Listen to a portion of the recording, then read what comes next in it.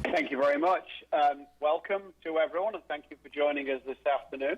As people are no doubt aware, Health Canada recently approved a vaccine for the 5 to 11-year-old group, and we're here to talk about what that means for the province.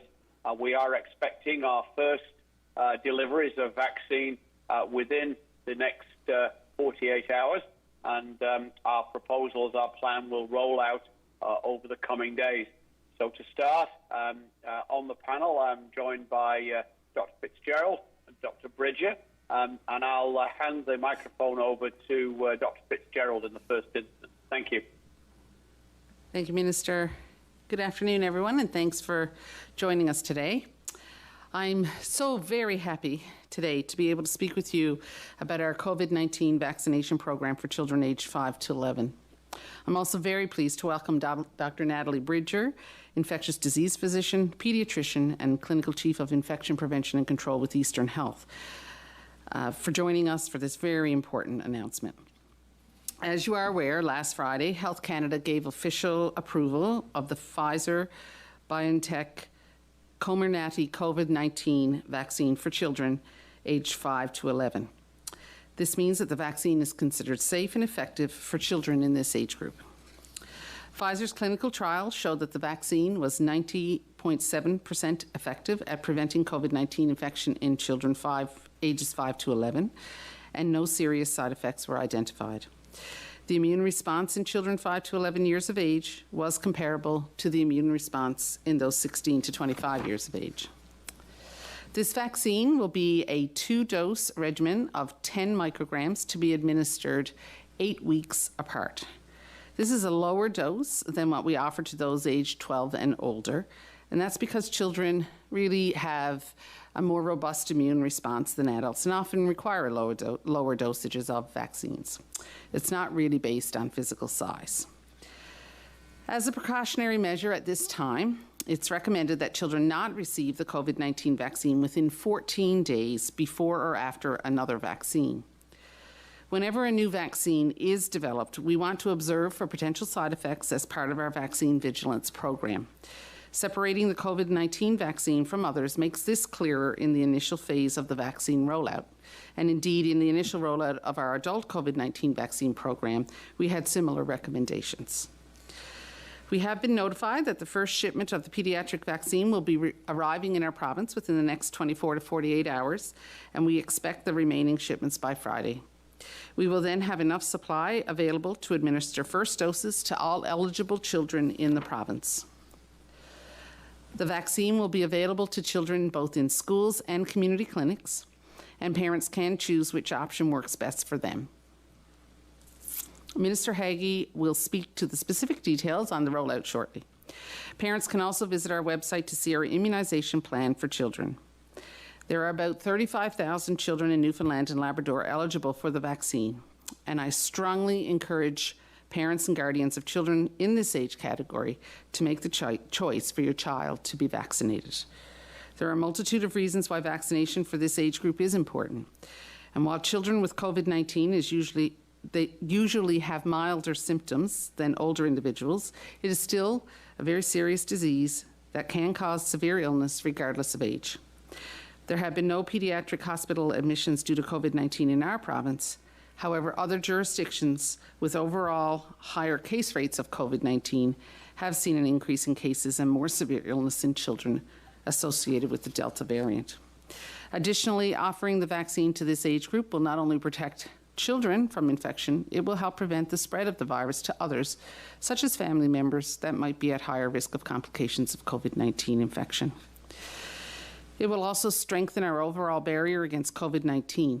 Modeling indicates that we need to have about 90% of our total population fully vaccinated to safely return to Alert Level 1 and remove public health restrictions. Expanding eligibility to school-aged children will help bring us nearer that level of population immunity we need. Finally, and importantly, we know that in-person learning is essential for the health and well-being of children. Brisk uptake of the COVID-19 vaccine in this age group, as we have seen for other vaccines, will decrease the risk of school closures due to COVID-19 significantly. Newfoundland and Labrador has traditionally led the country in uptake for childhood vaccinations, and I am very optimistic that this pattern will extend to the COVID-19 vaccine. As I've indicated before, barring any new and unexpected developments, this is the last major hurdle we need to get through in the COVID-19 marathon. Over 432,000 people in our province have made the choice to be vaccinated. If you are a parent, please make the choice to vaccinate your children against COVID-19. Thank you, and hold fast, Newfoundland and Labrador. And I'll now turn it over to Dr. Bridger for her remarks. Good afternoon, and thank you so much for the opportunity to be here on this fantastic day. In my career as a pediatric infectious diseases specialist, I've seen firsthand the benefits of childhood vaccines. In Newfoundland and Labrador, we no longer have to worry about our children becoming paralyzed by polio. We almost never see cases of measles. We don't see babies being born blind from congenital rubella anymore. This is all because of vaccines. And I'm delighted that we can now add COVID-19 to our list of vaccine-preventable diseases. The direct and indirect effects of the COVID-19 pandemic on our children are unparalleled. And while many parents and caregivers are excited about this latest development, I understand some may have some reservations, particularly around vaccine safety. I am confident that these vaccines are safe, effective, and high quality. I hope in the coming days you will get answers to your questions so that you will be empowered to make the best decision for your child and family so that we can all move forward safely together. Thank you. Thank you very much, Dr. Bridger, and thanks for taking time out of your day to join myself and Dr. Fitzgerald. So, yes, the vaccine for children is coming. It could be here as early as Wednesday night with the first shipment. And as Dr. Fitzgerald referenced, we have sufficient ordered by the end of the week if the deliveries arrive on time, weather permitting, to put a shot in the arm of every child between the age of 5 and 11. The vaccine rollout will be operationalized as usual by the regional health authorities, but on this particular occasion it will also be in conjunction with the school district and the Department of Education, and I'd like to thank them for their efforts in facilitating this rollout. So as far as the schools are concerned, parents will get a letter electronically by their usual means within the next 24 hours about the vaccine rollout, and then there will be reminders starting next week.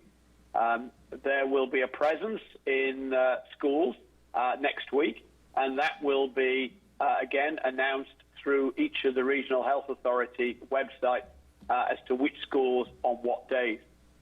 From the point of view of the mass vaccination clinics, and indeed in some of the smaller communities, they may actually be the schools out of hours and at weekends.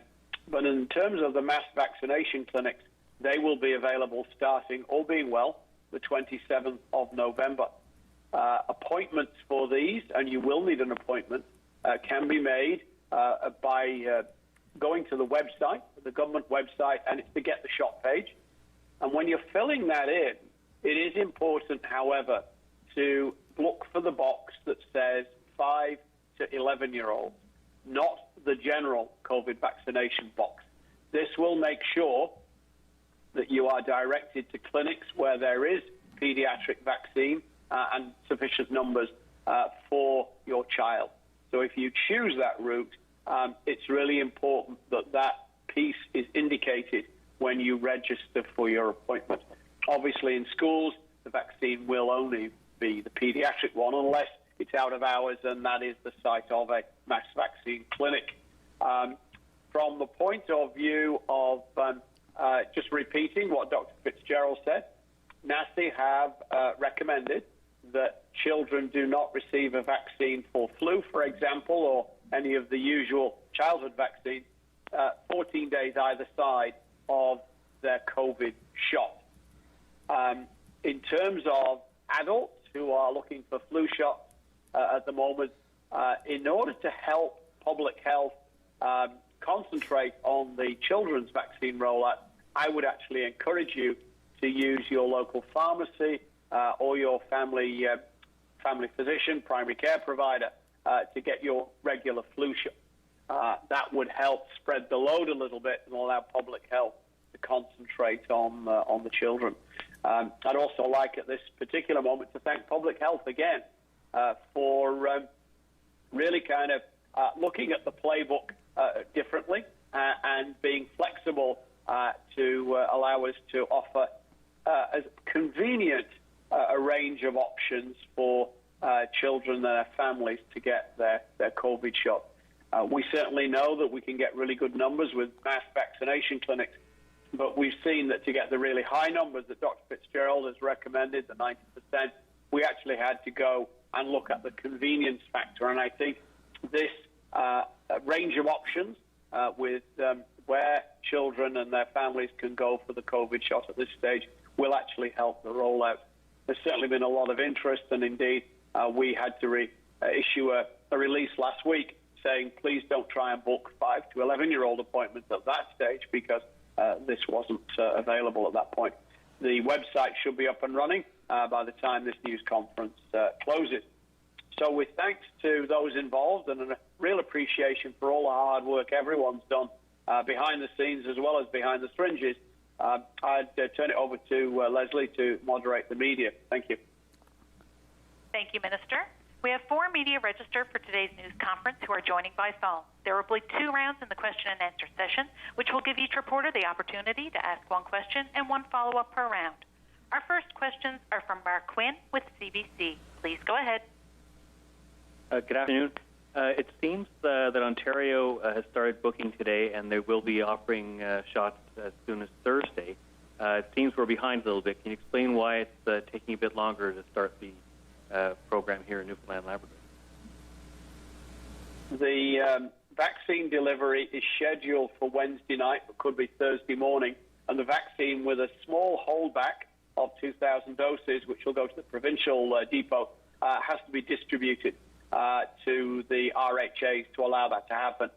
This is simply a timing issue from when the feds are delivering the vaccine. So that will be out there, and the 27th is go-live date as far as vaccination is concerned, assuming weather doesn't interfere with the transport. And as a follow-up, can you just repeat, some parents are asking me how they can book shots. Can you repeat about, I understand they're going to be receiving a letter, but also they can book for mass vaccinations. Just to be clear, can we repeat that, please? Certainly. There's choice here. Parents can wait for the school to be the site, and that will start as early as next week. And alternatively, if they wish, they can book through one of the mass vaccination clinics, and that can be done through the government webpage. And there's a big button on the top that says "Get the shot." Go down there, and you can fill that in. The important thing is that when the appropriate box populates, that you tick that it is a 5 to 11-year-old who is requiring vaccination. That way, the clinics can have the appropriate number of pediatric doses on hand. Again, we're very conscious that we had a wastage rate of vaccine with our adult program of a fraction of 1%, and we want to keep it that way with the children's vaccine too. Our next questions are from Brian Callahan with VOCM. Please go ahead. Thank you. The 14-day period where no one should have a vaccine before or after, have the vaccine before or after getting another vaccine.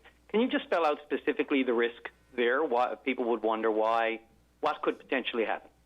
Yeah, so there's not a risk with actually delivering the vaccines together. We've been delivering vaccines, the COVID vaccine and other vaccines at the same time or in closer proximity for quite some time now. But it's more just, you know, when we have a new vaccine come in, we want to make sure that we are, if side effects do occur, that we know that they're related to that particular vaccine and there's not potential confusion with could it be one vaccine or the other.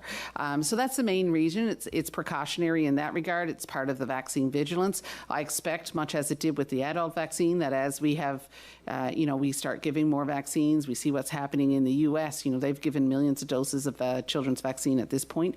Once we get more information in that regard, that that recommendation will probably change much as it did with the adults. But at the moment, that's the recommendation from NACI, and it's really just more precautionary, just so we make sure that we're getting good information and that it's information that we can rely on.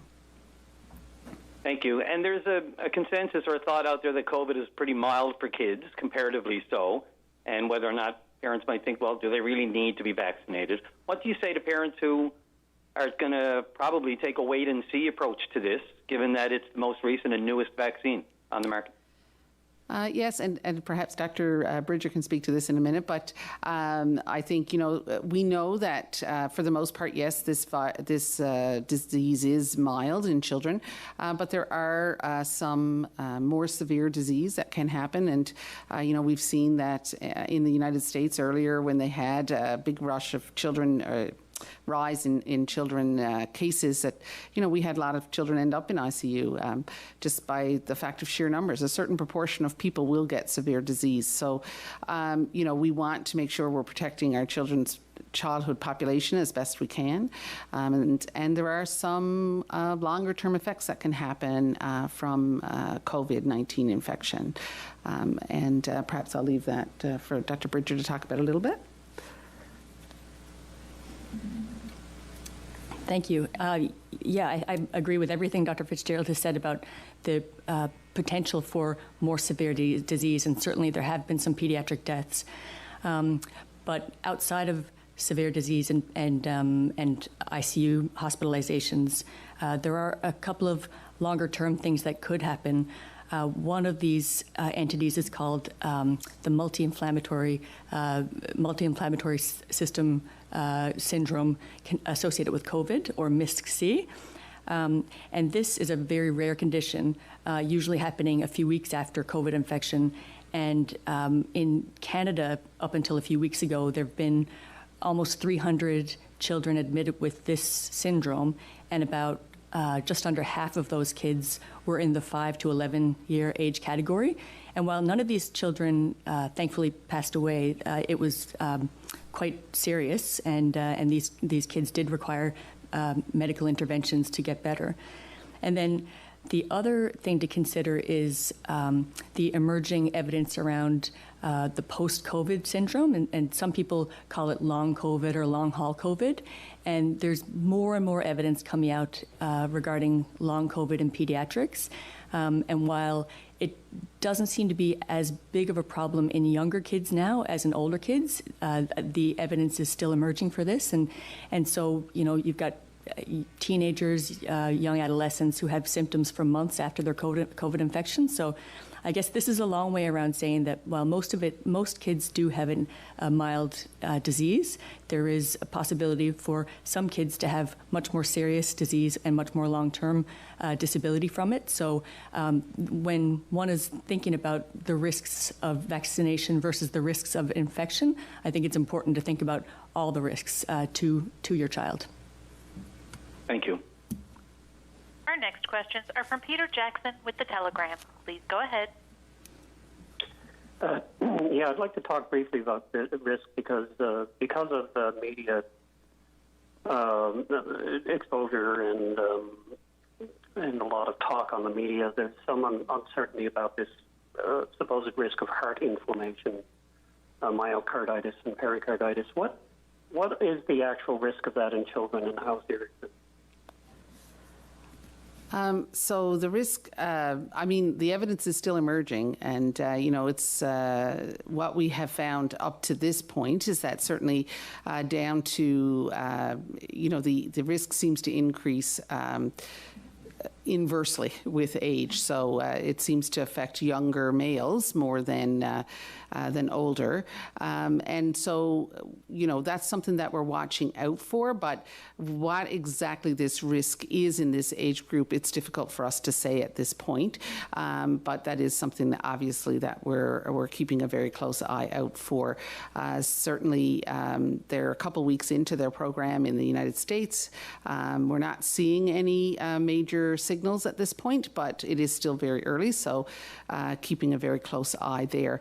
It does, this syndrome in and of itself, even outside of being related to vaccination, is rarer in the younger age group, and so, that may factor into things as well, but a lot of the information we're still learning about. Okay, thank you. And what should a parent whose child is about to turn 12, say in January or February, should they wait or should they just go ahead with the child who does? Yeah, so my favorite question. We've always said that you should get the vaccine that is available to you, the earliest vaccine that is available to you. So we would recommend that any child who is eligible for the vaccine now receive the vaccine that they are eligible for. And once they turn 12, they can certainly get the higher dosage vaccine after they turn 12 for their second dose. There's NACI has indicated that that is okay. So, it's still a choice that parents can make, but we certainly recommend getting the first dose that's available to you. Thank you. Our next questions are from Ben Cleary with NTV. Please go ahead. Hi, and thank you. Staying on the topic of parents, what do you say to parents who may be hesitant or maybe nervous about getting their kids vaccinated? I think, it's quite... I think it's okay to ask questions, and it's okay to have concerns that you need to get answered. I think when you are going to get those answers, though, you need to make sure you're going to reputable sources that can provide the information that you need. What we know about this vaccine is that it has gone through Health Canada's rigorous approval process. They have found it to be safe, effective, and NACI has said it is safe, effective, and beneficial. And so we know that, when we're weighing risks and benefits, there's more to this than just the risk of COVID itself. There's the risk of school closures that come with outbreaks, and there's the risk to family members potentially if there's transmission in, from children into family members. So there's lots of reasons to consider vaccination, but we do know that this vaccine is safe and has passed all the same rigorous approval process that any other vaccine has. Thank you. And I know that there's more details to come on what the vaccinations will look like in classrooms, but can you just walk us through a little bit about, a little bit about how that will look and how you'll decide which schools will have the vaccine clinics first? That's a good question. The decision about which schools within a regional health authority will go first, as it were, is one that is taken by public health on the ground in discussion with the principals and the school districts. So it may well be that the larger schools may go first. It could well be in some of the smaller communities where they're going to make it a vaccination centre in the evening, that they'll start with the school children, as it were, in the afternoon and hang around for a more generalised clinic in the evening. So those are very operational. They will be rolled out over the course of the next few days. As I said, parents will get a letter today or tomorrow through their usual email channels from the school. And then next week, they'll get a reminder which will give them links to the consent form that they will need to read and sign for their child to have the vaccine in school, if that's the option they choose to take. Our next questions are from Mark Quinn with CBC. Please go ahead. Thank you. Minister Haggie, can you say what the first letter will tell parents? And my understanding is the first letter, in actual fact, is under Dr. Fitzgerald's signature, explaining pretty well what she just said for the presentation earlier. It is so that all parents with eligible children are kind of on the same playing field as far as information is concerned. Okay, so parents will receive letters saying that the shots will be given at school, and then they'll receive a second letter that will ask them or offer them links to give their consent. Is that correct? That's my understanding as it stands at present, and there is always the option, if they choose not to wait till next week, of going to a mass vaccination clinic if one's conveniently situated. Thank you. Our next questions are from Brian Callahan with VOCM. Please go ahead. Thanks. We know that Pfizer has, they're experimenting, or at least coming close to developing an antiviral pill. And there is thought that, people might wait for the pill rather than having to get needles, especially those who have serious aversions to needles, like, kids especially, but we know adults as well. Is there, what's the discussion around the antiviral pill right now within the Department of Health? Sorry. Go ahead, Minister. You go right ahead. No, I was going to say, with mentioning the Department of Health, I kind of thought that might have been directed at me, but quite frankly, we would rely on the advice of folks such as Dr. Bridger about the utility of treatment. However, one of the whole shifts in emphasis around healthcare is around prevention. And the best prevention that's saved the most lives in the last several decades has been vaccination. Far better to avoid having something than have to rely on kind of rescue treatment. But I don't know whether Dr. Bridger has some more relevant comments in terms of utility of antiviral. No, I just want to agree with you wholeheartedly on that one, Dr. Haggie. I think that vaccination is definitely the better way forward here than the antivirals.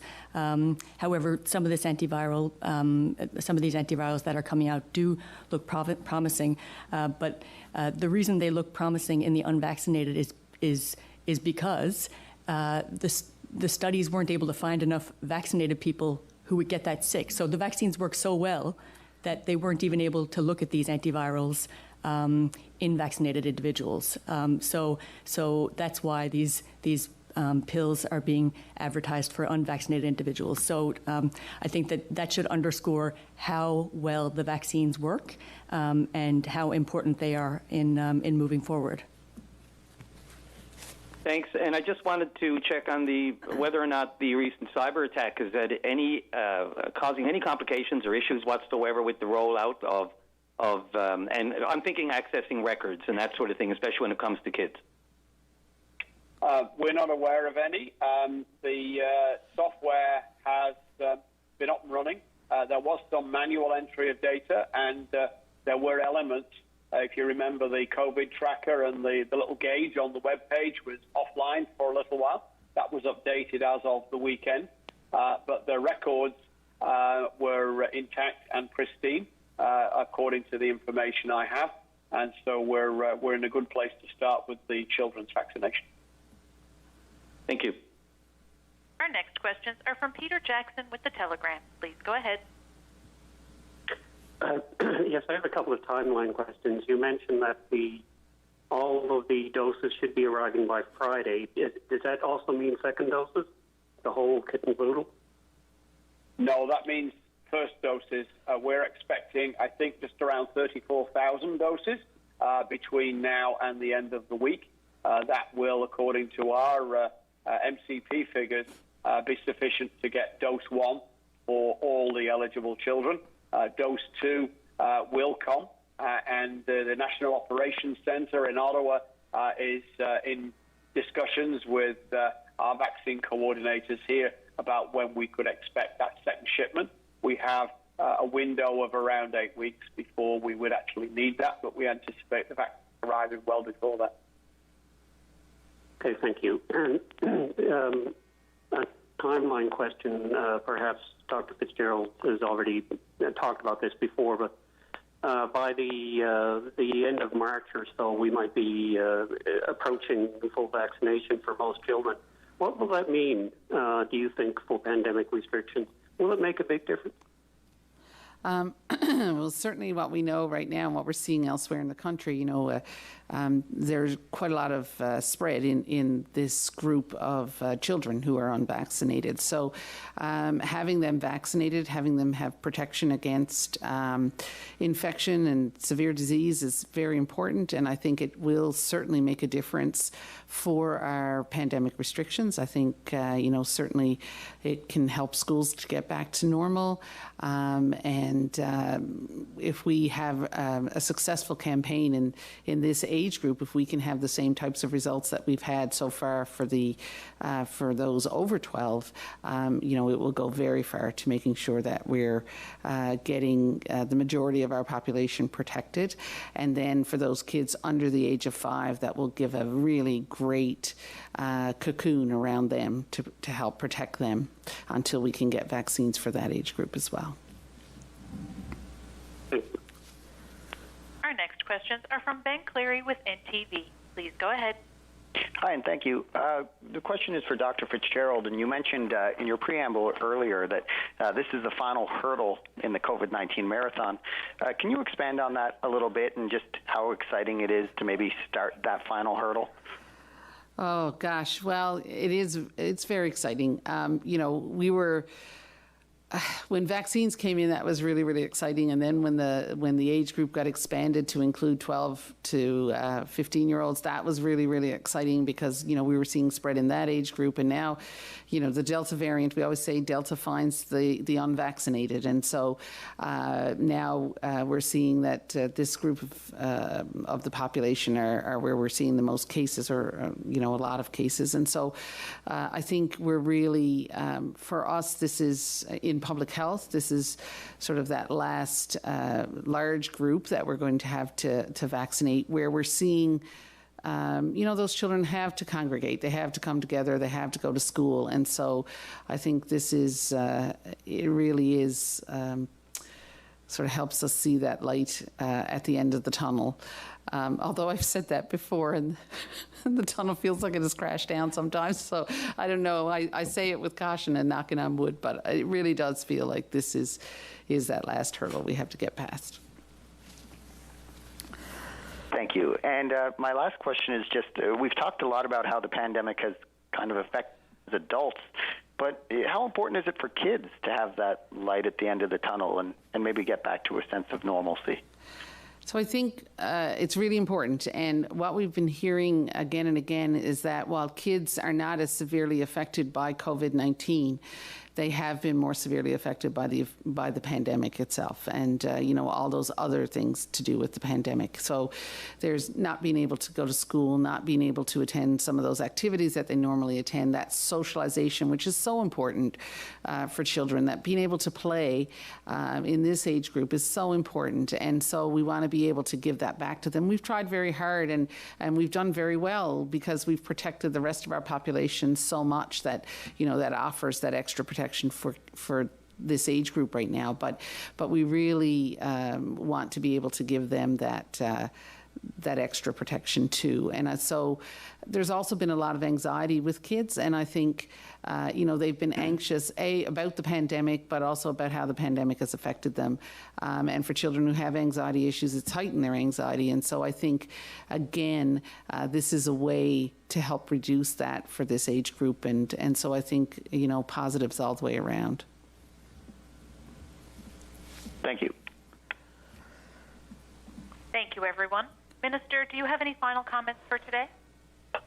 Yes, thanks, Leslie. I think this is another really important milestone, as Dr. Fitzgerald has highlighted.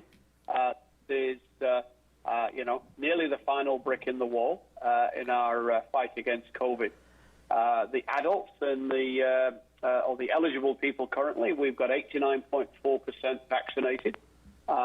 With our established pediatric track record for mumps and those kind of vaccinations, we are amongst the leaders in Canada in getting our kids vaccinated.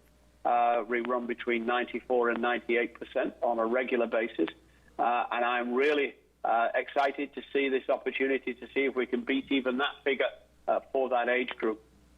So again, thank you everyone for your time, and I'd like to thank Dr. Bridger and Dr. Fitzgerald again for their efforts in getting this plan up and running. So with that, I will mimic Dr. Fitzgerald and say hold fast and stay safe. Thank you. Thank you, Minister. Stay safe, everyone. Take care of yourselves and each other, and enjoy the rest of your day. This is Jan. Jan sometimes visits her neighbor Paul. Paul has COVID-19, but doesn't know it. Jan also takes the bus. So does Mo, who's a frontline worker. So if Paul infected Jan, Jan could infect Mo, who could infect a lot of people. But wait, they all have the COVID Alert app. So Paul tested positive and entered a code in his app, which anonymously alerted Jan. So Jan stayed home and Mo went to work safely. Phew, close call. Help break the chain of infection. A message from the Government of Canada.